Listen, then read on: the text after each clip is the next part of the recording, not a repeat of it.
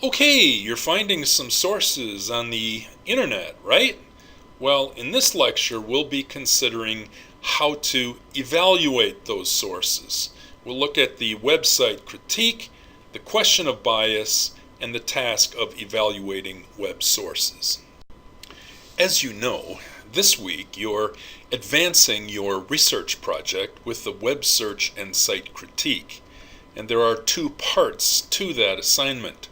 In the last lecture, we looked at the preliminary listing of 10 to 20 web sources. In this part of the assignment, you'll be critiquing web sources of 4 different types. Of course, a critique is an evaluation. And when we look at the value of a website, we consider first the general credibility and value. Do you trust the site? Then there's the question of usefulness for you. These are not the same thing. You might have a quality source, but it really doesn't give you what you're looking for. Or you might have a source which you think is questionable, and yet you find useful information. For example, topic terminology and concepts that you can use in later information searches. Be alert for biased websites, cautions Fagley, and he gives an example of a site which lists only information opposing vaccines. Now, does this mean that this is a worthless site? Not necessarily. It may contain credible material, but we have to recognize the commitment which limits the scope of the materials to one side of the controversy. Bias. Now that is a tricky judgment. One way of thinking about bias is to think of point of view, and this is universal to all human perspectives, a subjective vision of things, which includes knowledge and limits on that knowledge, which includes selection and exclusion, values and judgments, inevitable clashes with other perspectives, blind spots, and misunderstandings. All of us have this in our point of view. Now, if we're cynical, we might respond to this fact with something like this. Okay, everyone is biased. Everyone judges things by his or her values. No one can be really fair-minded. Therefore, my point of view is as good as anyone's, and I don't have to listen to anybody else. But let's make a distinction. Bias can mean, on the one hand, the inevitable limits of perspective that all human information has. On the other hand, bias can refer to active distortion and deception, refusal to consider or learn from other views, a willful exclusion of relevant information, especially the opposition's ideas and arguments, or data which go against a preferred viewpoint or thesis. Concealed, disguised, dishonest interests, often but not always commercial.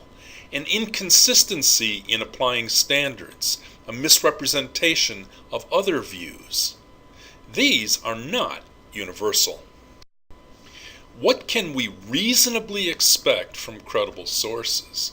Well, a good faith effort to be fair and thorough, to consistently apply standards, to be fair in representing other views, and all of the data, supportive or not, and a willingness to consider alternate views.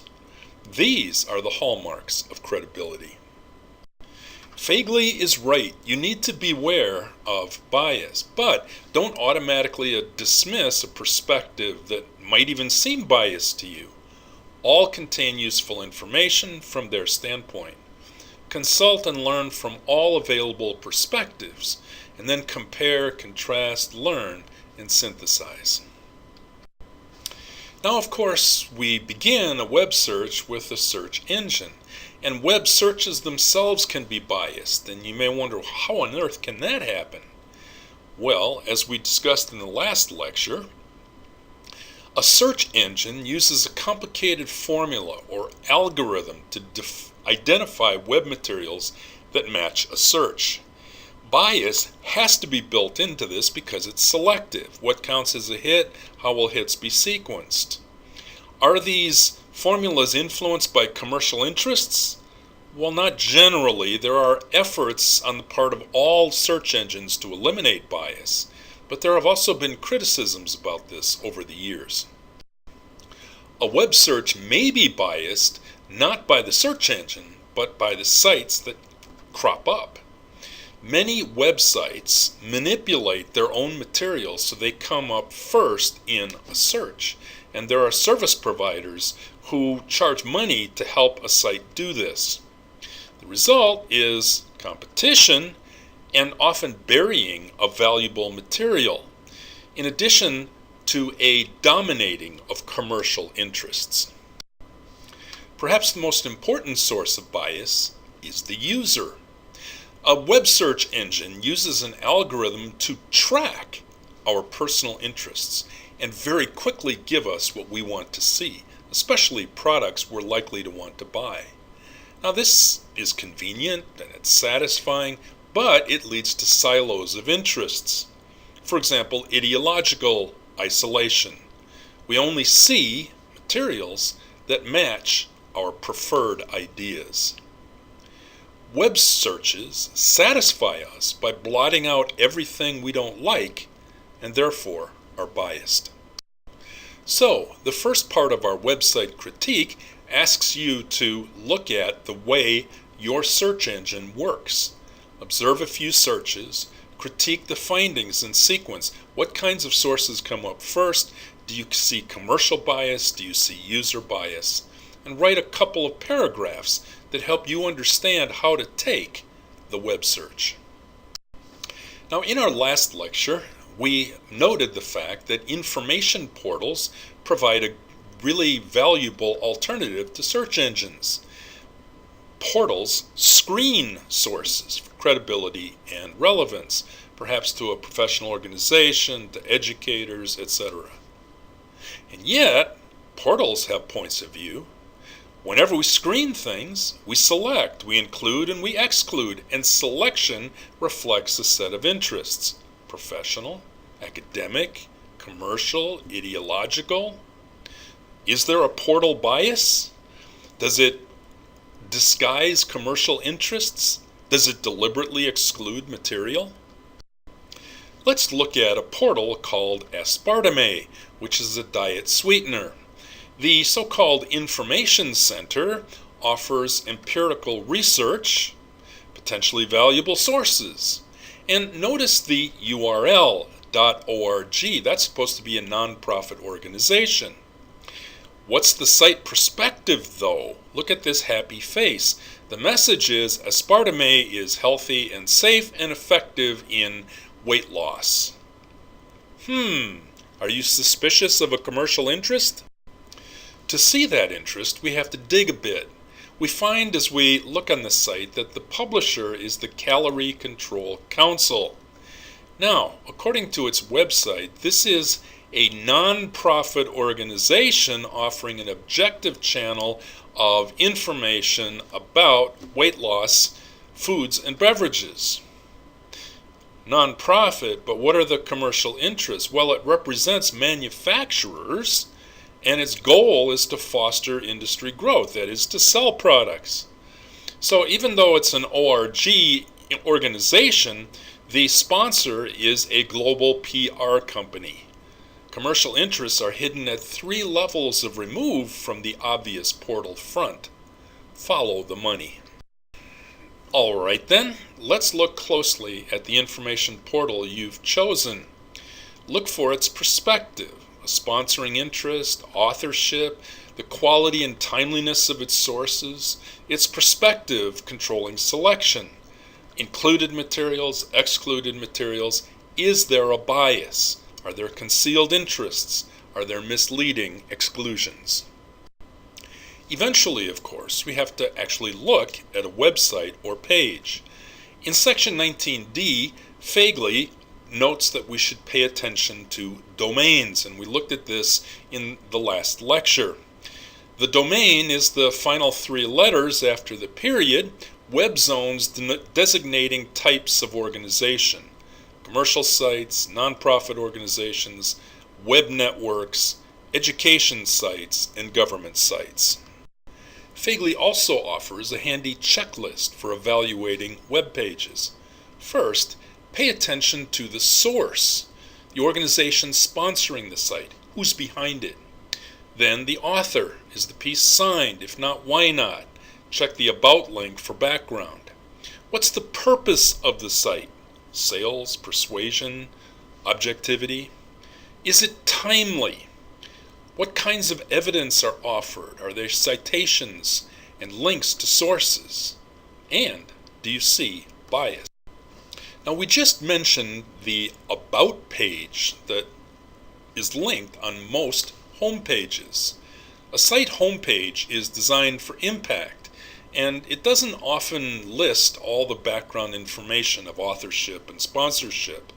But normally there's an About link on the home page, which takes you to pages of important background and information: purpose, perspective, principles, author, site editor, etc.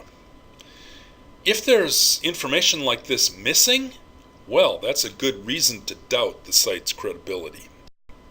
In the last lecture, we noted an information portal called Corpun, that is, a portal gathering information on corporal punishment from around the world. Now, if you go to the About page for that site, you see a claim that this is an independent, non-profit, factual website, and it's global, and it's trying to provide objective information, not to promote particular opinions or act as a part of any kind of campaign. However, we should notice this is a personal site compiled by a man named Colin Farrell. No, not the actor. He says he's been researching corporal punishment for 40 years, and this study arises from his personal school experiences. The website claims an interest in the social dynamics, the history, etc. Materials are included from a wide range of viewpoints, but there are no scholarly credentials for Colin Farrell. So, the sources have to be judged on their own. Okay then, the third part of the website critique asks you to pick a web page and site and use the checklist to look at site perspective and sponsorship and page information, timeliness, perspective, credibility, and the question of whether it's useful for you. Is it relevant? Does it give you topic terms and concepts and links to other information? In the last part of this assignment, we look at Wikipedia.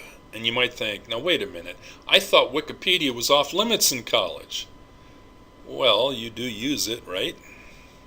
We need to appreciate its dangers and to recognize its virtues and to understand how to make the use of it. The name Wikipedia has two parts. A wiki is an open source web tool, which means that it will accept contributions from anyone. And pedia, well, that's part of the word encyclopedia. Like all encyclopedias, Wikipedia makes a great starting point. You look up your topic and you find basic concepts and terminology and notes referring to source materials, links to further web sources, and, if you're lucky, a Wikipedia project, a linked group of articles on some broad topic. These can be introductory information gold mines. But beware, Wikipedia is not a web answer machine for your course. Don't try to look up the answer in Wikipedia. Instead, look at course materials and work things out for yourself. As with all encyclopedias, Wikipedia articles are poor endpoints.